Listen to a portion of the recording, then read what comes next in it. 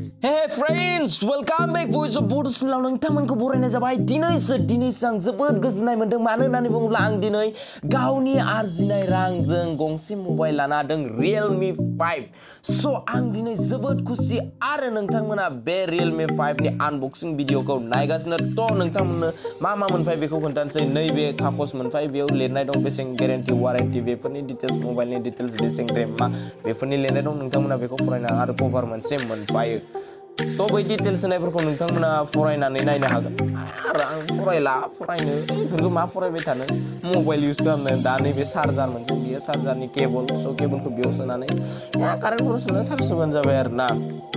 तो बिदिनो दंखायो दालाय सोरनि थायो ओमफ्राय नैबे मबाइल अरिजिनेल आरो ना तो मबाइलनि लुकआ बेफोरबायदि आरो ना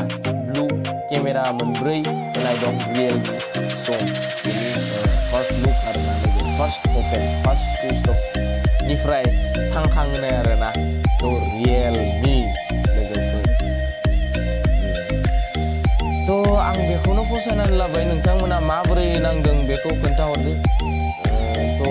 बेनि पिक्चारखौबोथ' आं नायना मोननायाव एसे मोजांखौनो मोनदों आरो ना आं दा बाहायबाय थानायनिफ्राय एसे मोजां नै दा आं केमेरा खालामबाय थानायनिफ्राय एसे मोजां आरो माने होमबाबो ब्राइटआ बारा जायो आरो ना तो इमानबो मोजां नङा होनजायो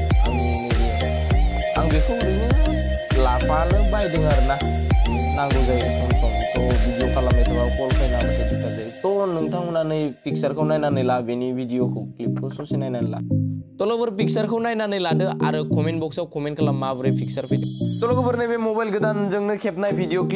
क्लिप्सआ क्लियार फैदोंना फैयाखै नोंथांमोना कमेन्ट बक्सआव कमेन्ट खालाम हर आरो भिडिअखौ जोबजासिम नायनायनि थाखाय आंनि गोसो गोरबोनिफ्राय रोजा रोजा साबायखर बावहरनाय थाबाय नोंथांमोननिसिम गोजोन्थों